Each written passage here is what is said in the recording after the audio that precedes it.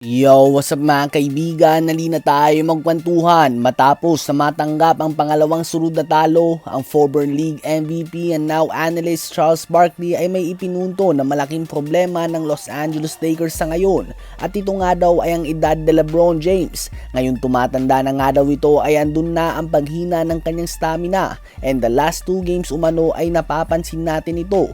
Hindi na nga daw ito kasing efficient tulad ng mga naunang laro ng Lakers. At ang resulta umano nito ay ang pagbagsak ng field goal percentage ng 4-time MVP.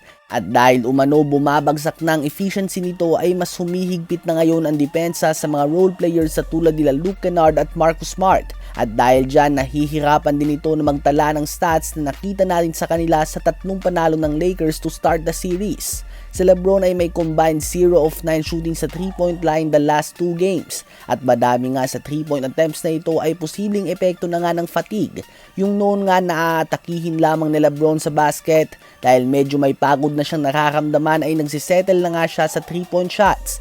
Well, wala naman masama dito dahil again 41 years old na nga si LeBron at ginagawa pa rin siyang number 1 option sa opensa ngayong wala pa si Luka Doncic at kakabalik lamang sa lineup ni Austin Reeves. Sa ngayon ay nasa Houston Rockets na nga ang momentum ng series nila at nasa home court pa nila gaganapin ang Game 6. Malaking pressure nga ito para sa Lakers at kung makakambak nga ang Lakers dito ay tiyak na magiging malaking mansya ito sa legasiyan ni LeBron James at gagamitin ang pag-choke na ito sa mga usapang greatest of all time na mga fans ng ibang player. Ano ba masasabi nyo tungkol dito? Habang si Anthony Davis naman bagamat naglaro lamang ito ng 9 games last season para sa Dallas Mavericks at 20 games naman ngayong season dahil sa magkakaibang injury including ang hand injury na ayon sa doktor na tumingin dito ay ngayon lang umano siya nakakita ng ganitong klaseng injury. Si Davis nga ay madami pang goal sa NBA bago na tuluyang iwanan ito.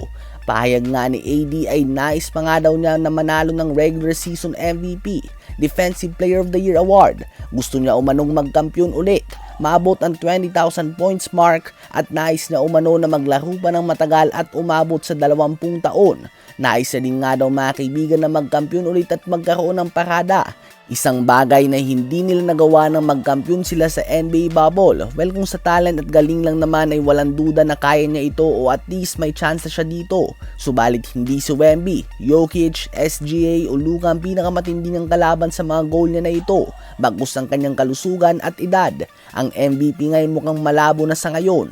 At hirap naman siyang makaabot sa 65 game limit para makapag-qualify sa mga season awards. Isa pa ay 33 years old na nga si AD mga kaibigan. Kung injury prone ka nga sa iyong 20s, very likely na mas madali ka pang tamaan o dapuan ng mga injury ngayong 30 ka na. Kaya naman sa palagay nga ng iba ay unrealistic o hindi makatotohanan ang mga goal na pinahayag ni Anthony Davis. Kayo ba mga kaibigan, ano ba ang masasabi nyo tungkol dito?